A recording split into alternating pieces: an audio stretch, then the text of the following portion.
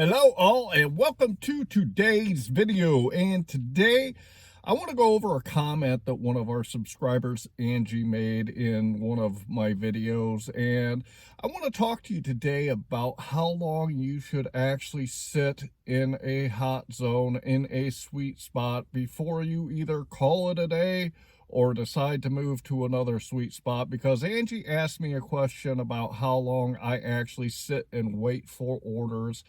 And I answered her in her comment, but I wanted to put a quick video together so I can talk to everybody about it so that you kind of know what I do and what you can do when you run into a situation where the orders aren't coming in.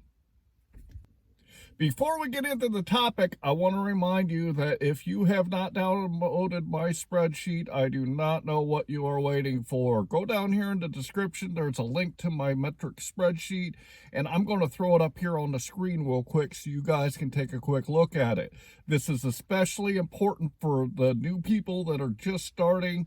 Also, the people that do multiple apps, it's very important to keep track of your metrics so you know where you are. So here it is. The first thing that you're going to notice is that I put the start time and end time of my shift, and this gives me the total time that I've worked. I also put in the miles, and then for each individual app, I also put the dollars that I've made, the amount of time that I worked on that app during my shift, along with the number of deliveries that I've taken. Then if you look at the bottom, you'll see that this spreadsheet will calculate what your average dollar per hour is. It also will calculate your average dollar per mile. And finally, it will tell you what your average per delivery is. This information is really important for you, especially when you're starting, so you know where you are and you can see where you need to improve. It's also important to know what your dollars per mile are and your average dollar per delivery. The number of dollars that you're making per mile, you should be shooting for $1.50 and above. Your average per order is going to be very instrumental in helping you determine where you are and what orders that you're taking, because you can only take 3 to 4 deliveries in an hour normally. So if that number is low, you're not going to be hitting the amount of money that you want to make. I also want to remind you, in my description, I put a link to the video for the 3 apps that I use on a daily basis when I'm out here doing food delivery. That is QuickBooks Self-Employed, SimplyWise, and the Beans app. Go watch that video. You can see why I use them and what they are for and why they would be beneficial for you to use. And I've also put links for those apps in my description also. I want to start by throwing Angie's comment up here on the screen so you can see exactly what she asked me. And then I'm going to talk to you guys about the comment that she made and about what I do when I'm out there doing these food delivery gigs as far as waiting for orders to come in. It's especially prevalent right now because things are still a little bit slow. Hopefully here in the next month or so, we'll start seeing things pick up as the cooler weather starts setting in up here in the Midwest and other areas that get cold weather. That should start ramping up the orders that are coming in. So here is the comment that Angie made, and I'm going to read through it, and you guys can read along with me.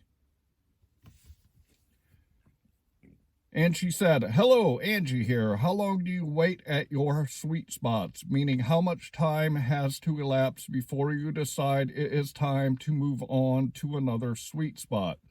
Do you have a minimum of X amount orders per hour? And if you have not reached that minimum, is that when you go elsewhere? Thanks in advance." So that was Angie's comment, and I want to start by saying, again, thank you so much, Angie, for your question, and thank you so much for your comment. I appreciate that you want to learn and want to tap my brain to find out what I do. What I want to start with is this, Ange, is there is no hard and fast rule that I follow when I'm out here doing food delivery as far as determining how much time I'm going to set. So I'm going to talk to you about two different things that I do when I'm out there, and it really depends on what's going on that day. Again, as I always tell you, it depends on the day of the week, it depends on the time of the day, and it depends on where we are in the year, because throughout the year things change on food delivery, as everybody has seen. And the last few months, some months are really bumping, and some months are really, you got to get out there and work to earn that money. So let me talk to you about what's going on right now and what I typically do when it is slow, because when it is slow like it is now, it's very sporadic sometimes when I see the orders come in. So if it's slow enough where I'm running all three apps, the DoorDash, the Uber Eats, and the GrubHub, and orders are just trickling in, even though I'm using three apps, one of the things that I do is I actually have a route. I have my number one sweet spot, then I have my number two sweet spot, then below that I have my third one, and then below that I have my fourth one, and there's also a fifth one that I tap into if I have to go that route. So what I typically do, Angie, is when it's really slow and the orders are not coming in very fast at all, I will start in my first hot or sweet spot, as I always talk about, because that's the closest one to me demographically. So I will go to that first hot spot, and I will have my apps on as I'm driving into that hot spot. And if nothing is coming in as I'm driving into it, I will continue driving through it and go down to my second hot spot. I will see if orders are coming in there. If they are not, then I will continue driving to my third hot spot. Typically, by time I get to my second or my third hot spot, I'm starting to see orders hit my apps. So this is the method that I use, especially when it's extremely slow, because I don't want to sit wasting time waiting for orders to come in if nothing is hitting my phone.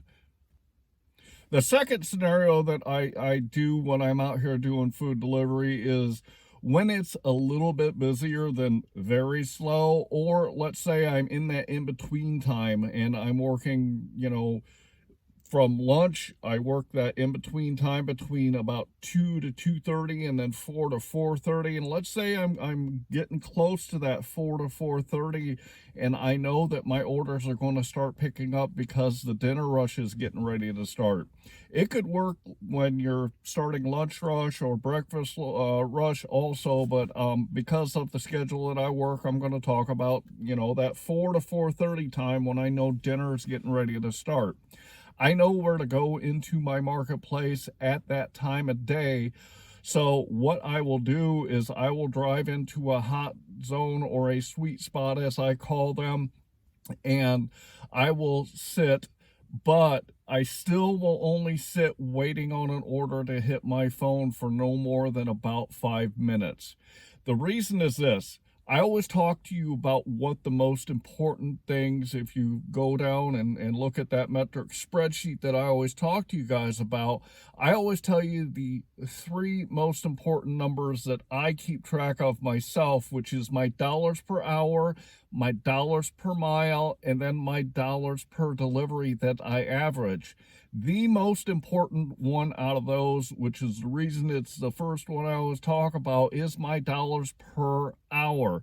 My dollars per hour are what get me the income that I want to get, so that is my primary focus. My secondary focus is then going to be the dollars per mile, and then finally my third and least important one is going to be my average dollar per order.